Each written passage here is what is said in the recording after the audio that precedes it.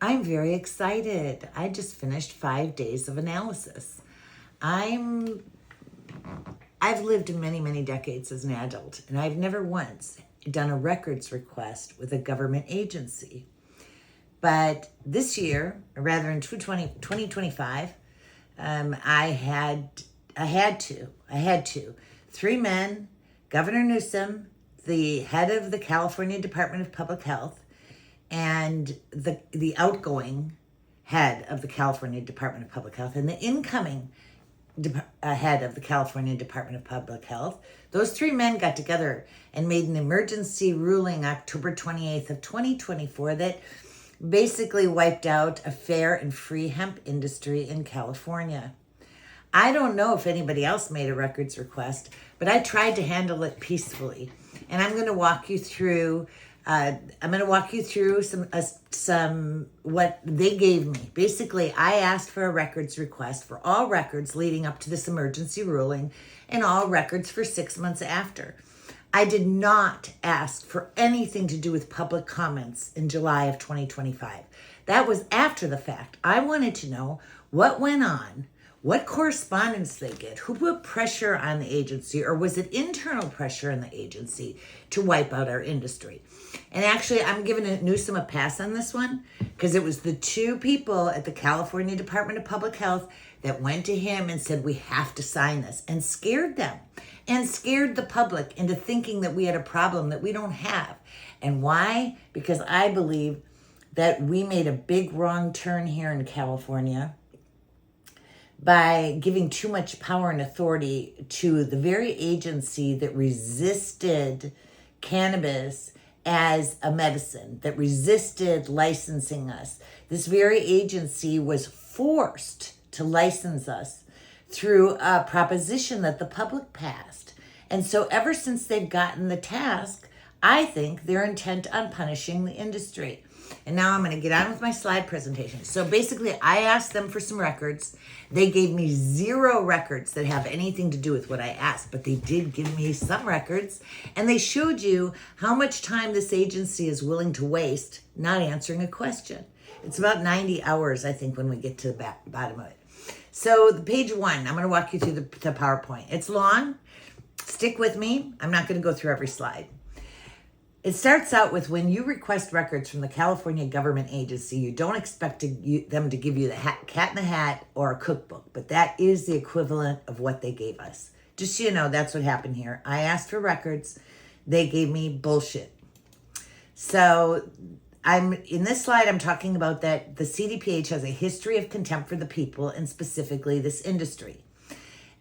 In October of 28th, 3 men go behind closed doors and make a ruling that wipes out the industry. I want to know who asked for this. For November and December of 2024, I was trying to get a meeting with our Senator of Agriculture. In mid-February, I did meet with Senator Caballero and her team. And from that meeting, they went off to set up their first meeting with the CDPH.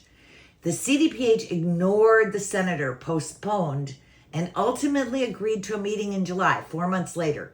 So now we're like 9 months past them doing the emergency order, and I'm trying to settle this peaceably. But the first sign of contempt for the people was the CDPH ignoring the senator and pushing the senator off, pushing that meeting off 2 or 3 times. Then when we finally get the meeting in July of 2025, they refused, the people on the call from the CDPH refused to answer any questions, refused to even tell us that there was a public comment session coming up, and dropped off the call without saying goodbye. I was shocked. I was shocked that they showed that much contempt to our Senator of Agriculture.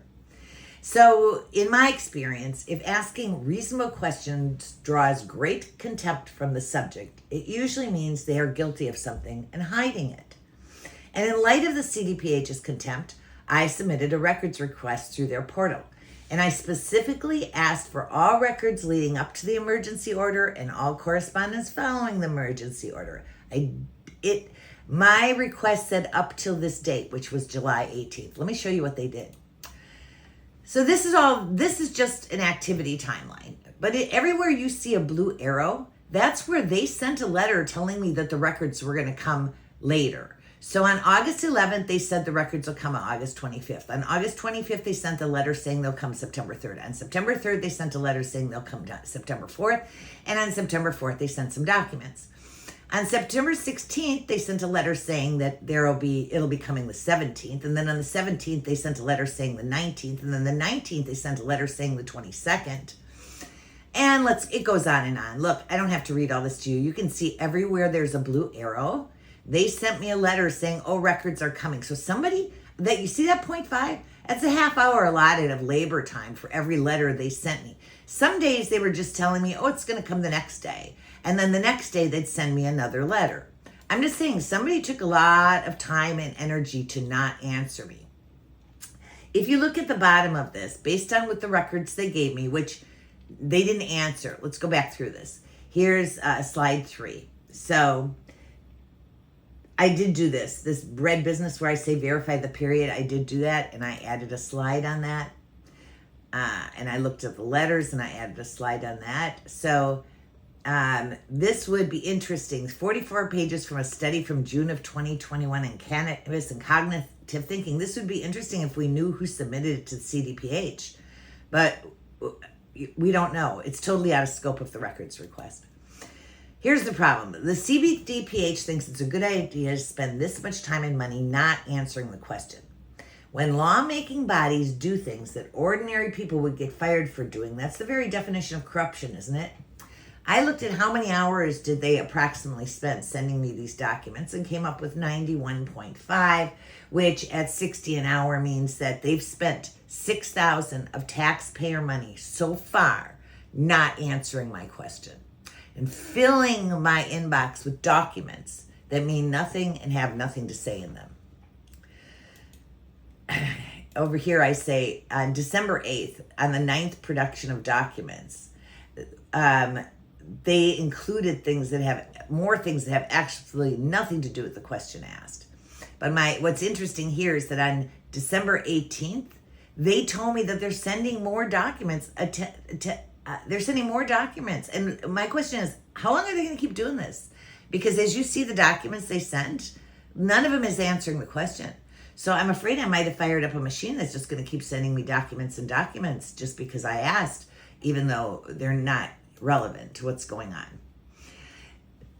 It's no secret that the CDPH has been hostile to the cannabis industry since they were compelled by voter initiative to issue licenses. Many of the same individuals tasked with regulating the industry openly opposed legislation. I know this firsthand because I was there. When an agency is forced to regulate an industry that it ideologically rejects, the result is predictable. Regulation becomes a tool of attrition rather than oversight. The observable outcome has already been a steady reduction in licenses year over year, consolidating the industry into fewer and fewer hands. And what follows in later slides is documentary evidence consistent with this pattern of consolidation. So you can see, we started out with 12,000 licenses. They're down to 5,000. They cut them in half over their 5-year reign. And they're on a mission to make that a handful of license because that would make their job so easy. And then they would be right at the end because they've from the beginning been against this whole industry. So since they gave me a bunch of comment letters that I didn't ask for from the public hearing, I went ahead and analyzed those letters. So if you look, I made a records request on July 18th, and all of the comment letters that came into them before that time, which by the way had nothing to do with my request, none of this. All my request was about the closed door decision in October of 2024. They ignored that request and gave me current public comments. So look, my records request, before my records request, less than 10% of the correspondence they gave me was for this emergency ban staying in place. More than 90% were against it. I send in a records request, and suddenly, look at the blue bars. These are all copies of letters. I personally believe that the CDPH went, oh shit, look what we gave her. We gave her all comments that support her argument, that 95% of the public are with her. Yikes. We have to fix that. We have to give her letters that show that we have something from the other side of the argument. They're all similar letters, like they were all by one firm. But this looks very much to me like the CDPH solicited more letters to make it look like they had a reason for doing this ban. Because up to here, they have no reason for doing this ban. Here, they stack up letters and send them to me. I think if we really analyze those letters, you'll see that they didn't really come from people, or they were solicited by people from the CDPH to make this look like a reasonable thing that they did, when it is not. So on July 18th of 2025, I requested all the records. On September 4th, they gave me 52 pages not answering my question. On September 17th, they gave me 59 more pages not answering my question. On September 23rd, they gave me 55 more pages not answering my questions. Then September 26th, 57 more pages. On October 2nd, 43 pages. In November, 216 pages. But what they did is just sent me a huge PDF study. In December, 451 pages, more studies, more old studies from 2021, some as old as 2018. Some of the things I found in here were ridiculous. They sent a letter from the FDA to a Florida company warning them to stop selling Delta 8 products. What does that got to do with the Hill of Beans? They also included letters like random questions from the public or letters about bills unrelated to this bill. So they were just trying to fill my box with records so they could say that they gave all these records to me, even though the records are useless. This is my original records request. It's very clear. I want internal and external communications before they adopted this ruling and up until the present date, which was July 18th. Check this out. This is a summary of the documents they gave me. These are the document packages they gave me. These are the documents that were within scope, landed before July 18th, but they were all July of 2025, had nothing to do with the behind closed door meeting. One document was potentially relevant, but it's hard to tell. It looks like somebody was giving them dosage guidelines. I don't know if that was just a random person writing in or if they were taking advice from someone. They look like they're working notes, but who can tell? Check this out. The first package, 24 letters against 1-4. The second batch, 13 against 10-4. The third batch, 15 against 11-4. So these against the people are against the hemp ban. We don't want this emergency hemp ban. We didn't ask for this emergency hemp ban. But look what happens in package 4 and package 5. Here, it looks like it's stacked to show me that this was a reasonable thing to do when it was not. I think the CDPH solicited these records. So let's go on. As I went through the letters, I key coded them. If you see a little face with concerned eyebrows, though, that's the resistance. That's the people who are saying, no, we don't want this hemp ban. You see a devil with a smile on his face, that's the people who want the hemp ban because they're misled. And I also believe the CDPH purposely misled the public into believing that they had a problem that this would fix, when in reality, we already had laws that are on the books that would fix it. But this helps the CDPH shrink the industry some more. So this is what I did. This is directly off to the CDPH's portal. This is how they list the documents. I numbered them, and I went through and showed you that the very first document they uploaded was my letter to them. So the first thing they gave me was my letter into the portal. Thank you for giving me back my letter. Not exactly part of what I requested. Every time they send a production letter, they repeated my request for records and then buried their new information in the back, which they say right up front, we can't give you the records you asked for because it's an invasion of personal privacy. Of the 3 men who went behind closed doors and wiped out an industry, I think that's very interesting. Who, Tammy Holcomb, who decided that by releasing the records that these 3 men went behind closed doors and wiped out a free and fair California hemp industry would be a breach of their privacy? How is a whole industry a private matter? I'm not understanding that. So here's what the letters looked like when they came. So I could tell what was going on with each of the letters, what they said, whether they were for it or against it, or anyway, I went through and I looked for duplicates that were uploaded twice, and I also put a sentiment on each one. on whether they were for or against the ruling, all of these concerned faces. You can see this one specifically says, don't put Sisters of the Valley out of business.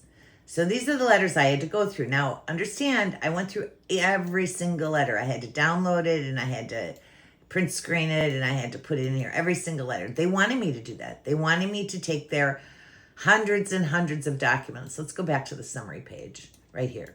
This shows you that they gave 933 pages, 170 documents. 0, well, are within the scope. 1 is a potentially, 0 are from 2024. So this is showing you they gave me 933 pages because they wanted me to be busy studying this. So I got busy and I studied it. And I realized that they did duplicates. They repeat in every letter that they can't release the records because it's a matter of privacy, but they are going to give me more records. So somebody at the CDPH thinks it's a good idea that they fill me with documents that have nothing to do with my request. See this? Temporary management. They put one in here they put several of them here. They're not even related. Both of these are missing their attachments, so I couldn't give them a sentiment. These are the notes that I said could have informed the regulation, but it's dated July 1 of 2025, so it doesn't have anything to do with the emergency regulation, but it could have been feeding that. It appears that someone's feeding information to the CDPH on how to do these guidelines, and that's what I'm trying to get to the bottom of here. Who influenced this? Who made this? And who is behind making our industry go away? So these are all just letters. And then here's another batch. Here's production package number 3. And as I said, they're all just letters. I had to number them. I had to read them. I had to look at them. This is exactly what I want. This is the best example of the CDPH using its power to gaslight the public. The writer of this article writes like he or she doesn't know that there are already laws in place that are being violated and that no new laws are necessary. The CDPH won't admit that they are not enforcing the laws in place or that there is no ethical reason to create new laws. Here's package number 4. So this is weird. So again, this is weird. July 2025 cover letter with a May 1st, 2023 letter. And it looks like someone was fishing for support of their consolidation ban. That's what it looks like to me. These are the things that stuck out to me when I analyzed this package. Because I'm like, I didn't ask for any of this information, but if they gave it to me, I'm going to take a damn good look at it. These are my next 2 production letters. And then I get more documents. Here's the one I was talking about. July 25th, after my records request. And somebody writes in saying that we have to do this ban. And here's my proof, and attaches a May 1 John Hopkins document. So none of this answers my question. Like I said, all of these documents, here's production package number 5, all of these documents, and none of them answer my questions. So, and they continue to read. The final packages are interesting. The ones they released in November and December, they must be out of comments, but they want to keep giving me documents, this is what's killing me. What a waste. And how awful can you be that you are going to spend all this time documenting that you're sending documents that have nothing to do with the question asked, and you're just going to reach and find crazy stuff. Here's 175 pages from a 2021 study that they put in the records portal. Has no relationship to what we're talking about. Therapeutic uses of cannabis sativa. This was cannabis and cognitive functioning, 44 pages. This is an interesting document they uploaded that's a mishmash. 5 pages of a dashboard, no data or statistics really. I guess they have a little bit, but it's hard to tell what's going on here. But it's a dashboard, clearly. And then you have this, an FDA website warning letter that's to a potentially fictional business in Florida that's also old. And then July of 2024, I guess. And then you have this May 2020 study on cannabis, and all of this is irrelevant. I didn't ask for any of this. Then this next one that they delivered December 15th is 259 pages from a 2018 study. And this one is 111 pages of a 2020 study.